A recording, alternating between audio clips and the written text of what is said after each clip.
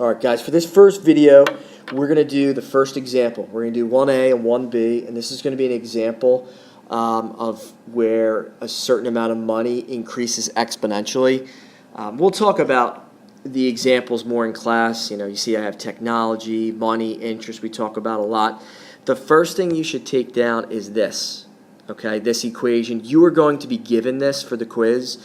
This is the equation that we use if something increases exponentially. Now you can see we have four variables. We have this y. Make sure to also take this down, very important. All right, that's the final amount. This a is the initial amount. So if we're kind of dealing with money, let's say you put $500 into a bank.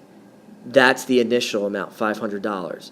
After, let's say, 10 years, that $500 becomes $1,000. That $1,000 would be the final amount. Okay, so the final amount is going to be more than the initial amount because we're dealing with exponential growth.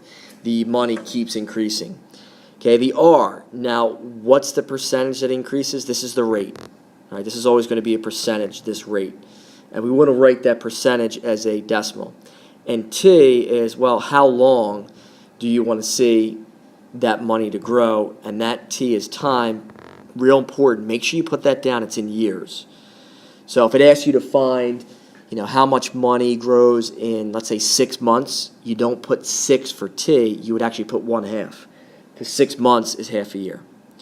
All right, let's get to the problem. Really, the problem's dealing with this. As long as we have this equation, we just have to figure out which is Y, which is A, which is R, and which is T.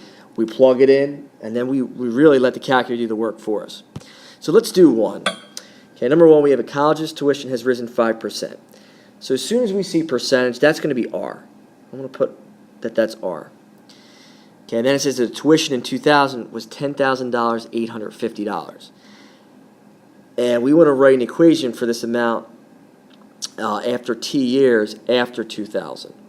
Now, we're starting 2000 as the first year we're looking at. So this $10,850, this is this. It's the initial amount. So I'm going to put R is...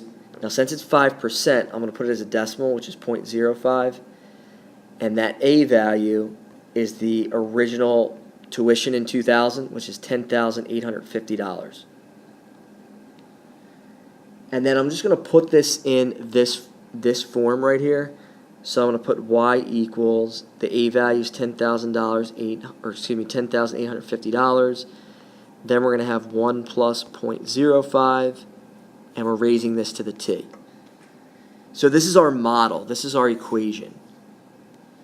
Y is going to represent the ending amount, and T is going to represent how many years since 2000 we're looking at.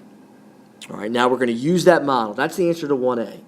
We're going to use that model to predict the cost of the tuition in 2015. So it's almost kind of like T replaces the X. It's almost kind of like doing an XY chart. Let me just move this up here.